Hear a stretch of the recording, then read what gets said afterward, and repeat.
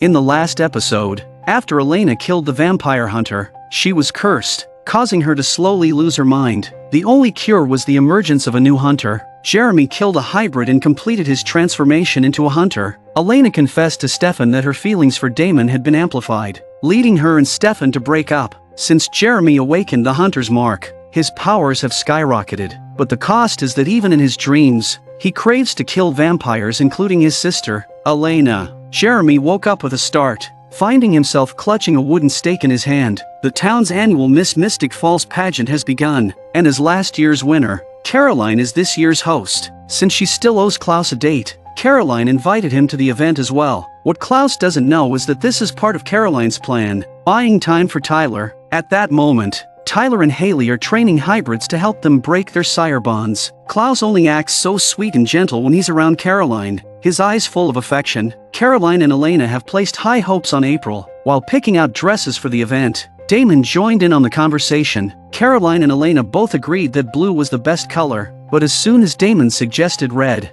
Elena immediately changed her mind. Caroline's smile froze. Elena was confused as well, since she genuinely preferred blue. When Elena caught up with Damon, they happened to be standing in the same spot as last year's pageant. Elena explained to him about her breakup with Stefan. Damon wasn't surprised at all, since Stefan had been glaring at him lately with constant hostility. What Damon couldn't figure out was why. After he helped clear things up for Stefan, Elena and Stefan didn't get back together. Staring at Damon, Elena revealed the real reason for the breakup.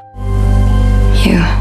Damon was shocked, but also overjoyed. Was Elena confessing her feelings for him? Just then, Professor Shane walked by. He was one of the pageant judges, and Damon happened to need something from him. Damon suspected that Professor Shane was the mastermind behind the massacre. Professor Shane clearly picked up on Damon's underlying accusation. As they faced off, the Miss Mystic Falls pageant officially began. Meanwhile, Jeremy was supposed to be April's escort, but he suddenly received a text from Stefan, prompting him to rush to the cellar. Because Stefan claimed he had a way to turn Elena back into a human, the murderer was just one step away from completing their transformation into a vampire. Stefan first used Jeremy's blood to help the murderer complete the transition, and then handed Jeremy a stake, urging him to finish off the newly turned vampire himself. Jeremy lashed out at Stefan for his insane actions, but Stefan, twisted by his love for Elena, insisted he was helping her turn back into a human. Deep down, though, he had his own selfish reasons. Ever since Elena became a vampire, she had grown closer to Damon. Stefan believed that only by turning Elena back into a human would she return to him. Seeing Jeremy still hesitating, Stefan forced the vampire to inch closer to him step by step. Gritting his teeth, Jeremy finally made the hard choice and killed the vampire. However, the side effect of the hunter's mark is bloodlust.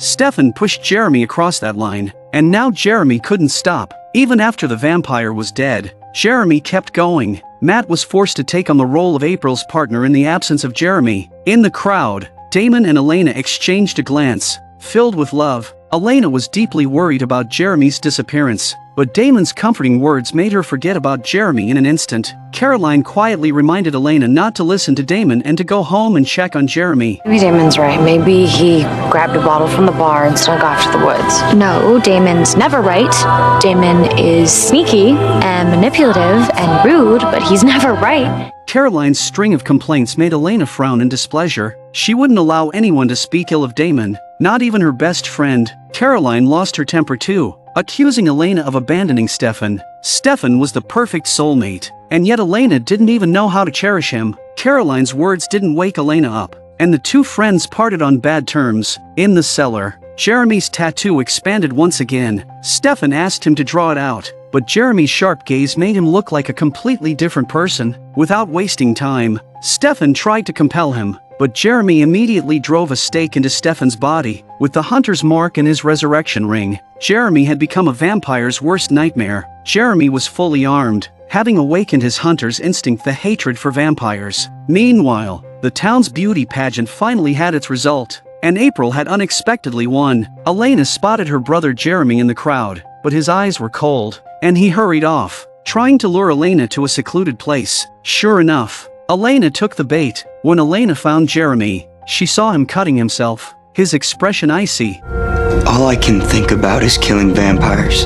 It's me, Jeremy. And you're a vampire. Elena couldn't understand. We're siblings who have always depended on each other, she thought, trying to use their bond to persuade Jeremy. But then she noticed Jeremy's hands covered in blood. Jeremy was using his blood to force Elena to reveal her true nature, making it easier for him to kill her without hesitation. But Elena was already on guard, and she blocked her brother's attack and pushed him away. Jeremy pretended to be unconscious, and when Elena got close, he drove a stake into her neck. What a ruthless move!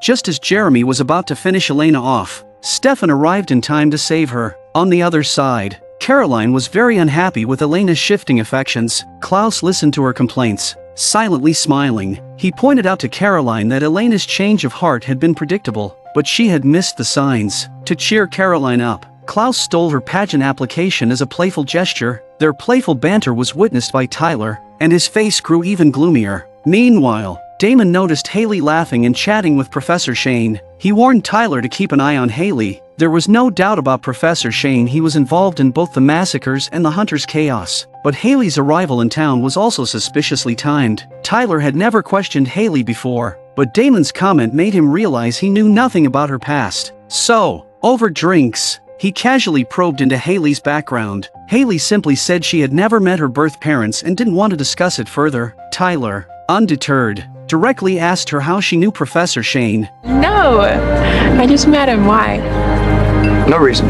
Tyler was sure something was off with Haley, but for now, he still needed her help to free the hybrids from Klaus's control. Stefan confessed to Elena that he had forced Jeremy to kill vampires. He hadn't anticipated it would push Jeremy to a point of no return. Elena was deeply disappointed in Stefan. If the cost of the cure was hurting Jeremy and innocent lives, she would rather not have it. He's the only way to fix all this. You mean me?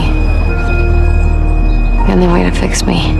Stefan's love had become a burden, even a source of harm. To make Stefan give up, Elena clearly told him, "The Elena you knew died when she went off that bridge." Stefan said nothing, his face full of hurt. He had been willing to chase after the elusive cure to win Elena back, but it had all gone wrong. At that moment, Damon showed up. Being a vampire, there was no way he hadn't overheard the conversation. Elena was caught between the two brothers, and in the end, Stefan left in defeat. When Jeremy calmed down, he was filled with fear. To avoid hurting his sister, he planned to move out, but Matt told him that Elena had already moved out first. Stefan had given up completely. After Elena moved in, he moved out. Elena and Damon watched as Stefan walked away, but neither of them called out to stop him. Meanwhile, Tyler had freed another hybrid from the Sire bond, unaware that Haley had secretly made a deal with Professor Shane behind his back. I want to leave Tyler out of this when it all goes down.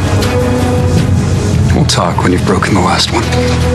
With Stefan gone, Elena and Damon no longer had any reservations. A frustrated Stefan sought out Caroline to vent his feelings. He admitted that he couldn't hold on any longer, but Caroline urged him not to give up. Caroline suddenly remembered Klaus's hint and began to piece together all of Elena's recent problems, realizing that Damon had influenced every one of them. For instance, when it came to feeding, Damon had insisted Elena drink warm human blood, which is why she couldn't stomach animal blood or even blood bags. Name one vampire in the history of vampires who couldn't drink blood from a blood bag. Damon said she couldn't, so she couldn't. Damon likes the red dress. Elena likes the red dress. Damon says kill Connor. She kills Connor. What if it's possible? Damon's blood made her a vampire, right? The truth was that Elena had been sired to Damon. Stefan's hope reignited. Maybe Elena's change of heart was due to the Sire bond. The odds of a vampire forming a Sire bond are less than 1 in 10,000, but Damon had experienced it twice. This stroke of luck was now causing him grief. However, Damon still didn't know that Elena was sired to him. He thought her willingness to be with him was purely out of love. On the other side, Caroline was indignant on Stefan's behalf, believing that Elena had merely become Damon's plaything, and that there was no real love between them. Caroline wanted to text Elena, but Stefan stopped her. He wanted to be absolutely sure before making any decisions, fearing that otherwise, they might scare Elena. Stefan was just too gentle. Little did he know that at that moment, Elena and Damon were in the middle of an intimate encounter. When Stefan returned to the mansion, Elena was just about to leave. The atmosphere became painfully awkward. After Elena left, Stefan told his brother about the Sire bond. Damon flatly denied it, saying it was impossible. He believed Stefan was just jealous. "I finally have Elena,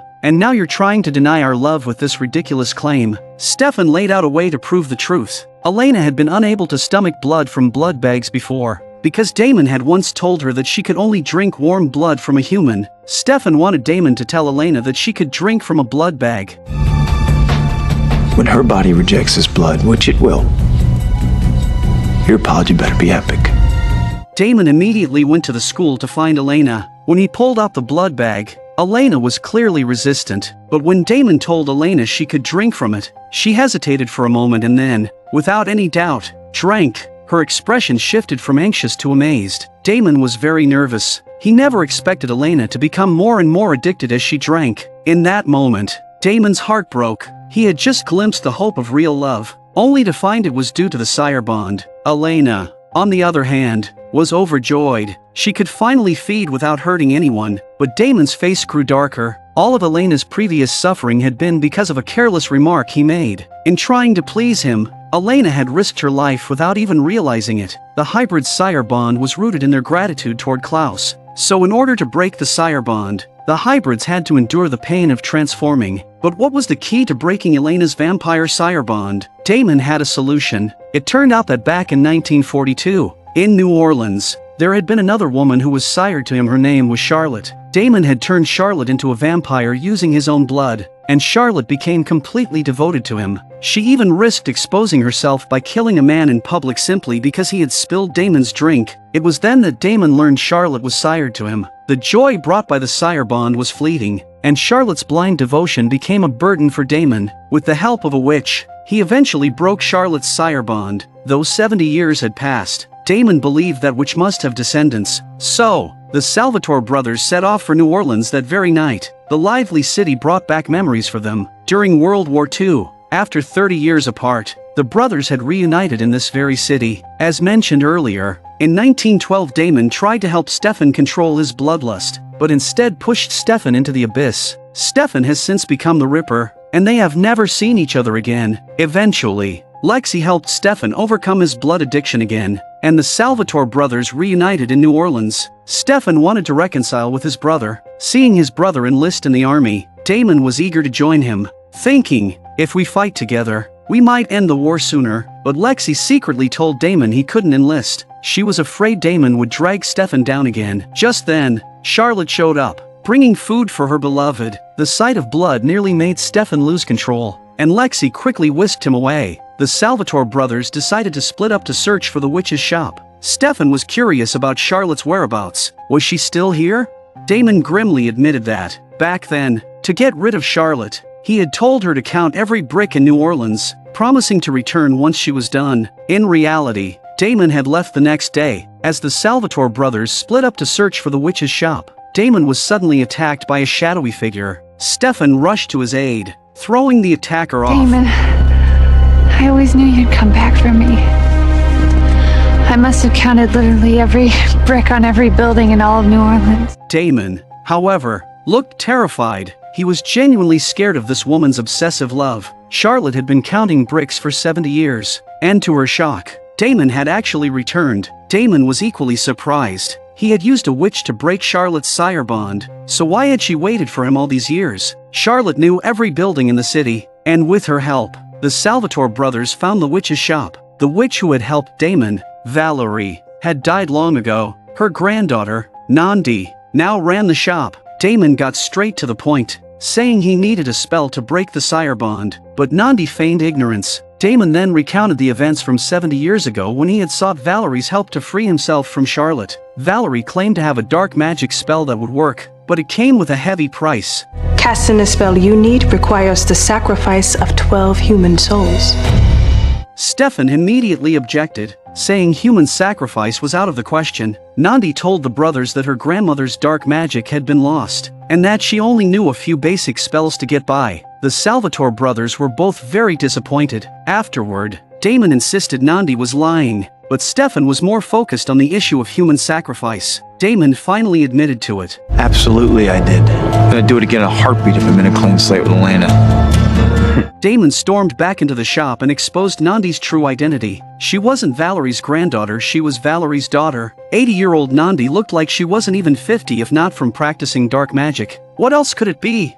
After being exposed, Nandi struck first, using witchcraft to make Damon's head throb in pain. Luckily, Stefan had followed, worried about his brother. Unlike Damon, he wasn't impulsive and reckless. Stefan calmly persuaded Nandi. Nandi had no choice but to reveal the truth. Years ago, her mother had gone astray, and the 12 lives Damon sacrificed were not to break the Sire bond, but to practice a dark magic called expression. This magic was even more dangerous than traditional dark magic. It had been mentioned before that witches draw their power from the spirits, but expression derived its power from sacrifices. This explained why Charlotte's Sire bond had never been broken. All Damon cared about was how to break the Sire bond. Nandi told him that the Sire bond cannot be broken by magic because it is real love. It turned out that Elena had hidden feelings for Damon even before she became a vampire, and after her transformation, that love was only amplified. Stefan had hoped the Sire bond was the cause of Elena's feelings, but the truth left him devastated. The Sire bond was merely an expression of deep, genuine love. Meanwhile, Caroline, after learning that Elena and Damon had been intimate, blurted out the secret about the Sire bond. What you have with Damon isn't real love. Elena immediately turned on her and kicked her out. At that moment, two hybrids barged in. They were fighting for the position of Alpha after breaking their Sire bond, and planned to use Caroline to force Tyler to submit. Bonnie's magic had weakened significantly and was no longer lethal. The hybrid's venom was deadly to vampires. Bonnie and Elena could only watch helplessly as Caroline was taken. When Tyler found out, he immediately teamed up with Elena to go rescue her. While on the way, Tyler explained to Elena that the Sire bond only affected behavior, not feelings. Her love for Damon was real. When Tyler and Elena arrived at the stables, the hybrids were torturing Caroline. Tyler had helped them break their Sire bond, only to have them betray him. Elena and Tyler worked together to capture the leader, Kim. I'm not Klaus. I don't kill and torture my own friends to get what I want. Now, we broke the Sire bond. But if you want to be free, we have to work together. No one can step out of line. Seeing Kim submit, the other hybrids quickly knelt in surrender. At last, Tyler had started to show the authority of a true alpha. After understanding the true nature of the Sire bond, Damon ruthlessly broke up with Charlotte, telling her to let go of her feelings for him. 70 years of counting bricks had earned Charlotte a lifetime of never seeing him again. Charlotte was easy to deal with because Damon had long since lost any feelings for her. But Elena was different. Damon couldn't bring himself to break up with her. Even though they loved each other, they couldn't be together. Stefan, however, tried to provoke Damon, saying, "Selfishness just happens to be your greatest strength." 70 years ago, Damon had enlisted in the army to be with his brother, but Lexi had secretly approached him. She knew that Damon had killed 12 people, although Damon claimed those 12 were wicked criminals. Lexi was more worried that Damon would ruin Stefan again. You two brothers are not on the same page. Lexi only cared about what was best for Stefan, never considering Damon. Damon, who had been alone for decades, desperately needed his brother's company. Good luck, brother.